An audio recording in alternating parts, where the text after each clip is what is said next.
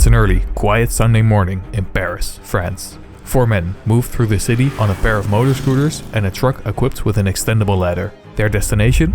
The Louvre Museum. They're about to execute a near-perfect heist on the world's biggest art museum.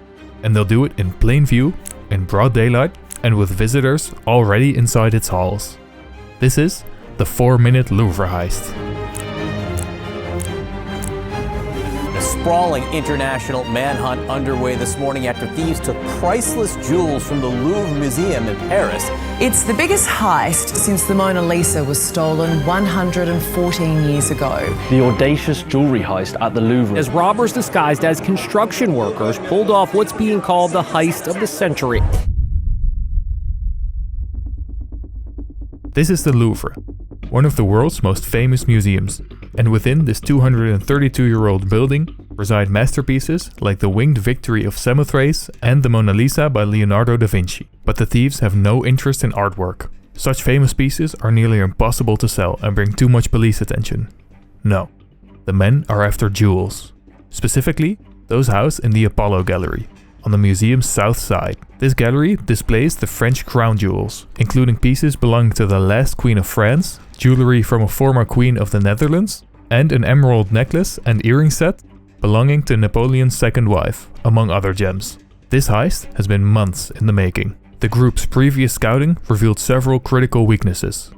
They noted that when the museum closed, shutters covered the windows, a simple security measure. Crucially, they observed that the overall security, especially in the Apollo Gallery where the jewels were held, seemed surprisingly lax. The Apollo Gallery, named for the Greek god of light, was completed in 1850, culminating in a 12-meter wide painting of Apollo slaying the serpent Python. The crown jewels have been displayed here since 1887. The same year, the French Republic sold off most of its jewels, opting to keep only those with historical significance. The men note that only a table and 2 other cabinets separated those precious items from the balcony window. On the morning of October 19th, their plan was set in motion. 2 men rode Yamaha T-Max motor scooters. Scooters that outwardly resemble an ordinary model, but pack the power of a motorcycle. The other 2 traveled in a Mont Meubles, a common Parisian sight. A small truck with an extendable ladder. The men in the truck wore high visibility vests and balaclavas. The scooter riders used their helmets to conceal their identities. The men arrived. The truck swiftly moved into position. They extended the ladder and ascended to the second-story balcony using the basket lift. Once on the balcony, things moved fast. They used a battery-powered angle grinder to saw through a window pane, triggering the first alarm. Inside, they attempted to blend into the growing crowd of guests by posing as construction workers. Then, they used a concrete saw to breach the display cases, setting off the second alarm. Confronted by museum security, they brandished their power tools as a threat. After raiding the first 2 display cases, they had what they came for. They retreated to the balcony, descending via the basket lift. The heist took just 4 minutes. The total operation took 7. The French crown jewels were missing, and a nationwide manhunt would soon follow. Investigators tracked the suspect speeding southeast on Highway A6 out of Paris, heading towards Lyon. The museum remained closed for the rest of the day and the subsequent Monday for the investigation. A team of 60 investigators launched the manhunt, and the Israeli firm, the CGI Group, was called in. The CGI Group is notable for assisting in the 2019 Dresden Green Vault burglary case, where over $130 million in jewels were stolen from the Dresden castle. Despite the heist's apparent professionalism, the thieves made several amateur mistakes. Most tellingly, they dropped a 9th item, an imperial crown belonging to Empress Eugenie, comprised of 212 pearls and nearly 2,000 diamonds. And second, they failed to dispose of key evidence. As they fled, police discovered a vest, a blanket, a walkie-talkie, gloves, gasoline, a blowtorch, the angle grinder and the concrete saw. A later search also recovered a motorcycle with its license plate intact. Before fleeing, the men tried to set fire to the truck in order to destroy the evidence, but they were forced to flee by security staff. This allowed police to secure evidence such as fingerprints and DNA found inside the helmets left behind. In the end, a total of 8 items were successfully stolen. A tiara from the jewelry set of Queen Marie Amélie and Queen Hortense. A necklace from the same duo's sapphire jewelry set. A single earring from the same set. An emerald necklace from the Marie Louise set.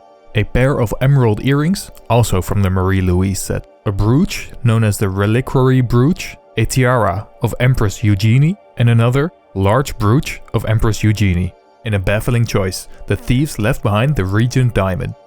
Valued at over $60 million, this 140-carat stone was located in the same gallery, housed in the modern display case, furthest from the window and facing the broken-into cases. Given that it is one of the world's most famous diamonds, the thieves could not have been unaware of it. Speculation is that they purposely left it behind, either for fear of not being able to sell it due to the extreme attention it would generate, or perhaps they were wary of its reputation for being cursed. The thieves' initial assessment was correct. Security at the Louvre was severely lacking. An internal state auditor report revealed that about a third of the Louvre's rooms lacked security cameras. Specifically, the Sully Wing had only 40% of its rooms protected by CCTV. The report also criticized considerable and persistent delays in updating museum equipment. Earlier this year, a €700 million decade-long renovation project was launched to modernize infrastructure and ease crowding, with plans to give the Mona Lisa its own dedicated gallery by 2031. But for this heist, it proved too little, too late. When asked by reporters if she felt responsible, French Culture Minister Rachida Dati deflected, pointing instead to her predecessors and saying there had been 40 years of abandon on security issues at the Louvre. The first 48 hours of the investigation were crucial. Beyond this time window, recovery of the stolen items would be unlikely, as the jewels would have most likely escaped France by then and would have been taken apart or melted down to be sold separately. Experts agree that if the artifacts were to remain intact, finding a buyer would be nearly impossible. The items are immediately identifiable, especially since the French Ministry of Culture released images, meaning even private collectors would demand proper ownership paperwork. This reflects a shift. In the past, museums kept silent about thefts. Today, publicizing the crime makes the storage and sale of the stolen art far riskier. Christopher A. Marinello, a leading expert in stolen art recovery, explains the risk. If you steal a Picasso, it has to remain intact or it becomes worthless.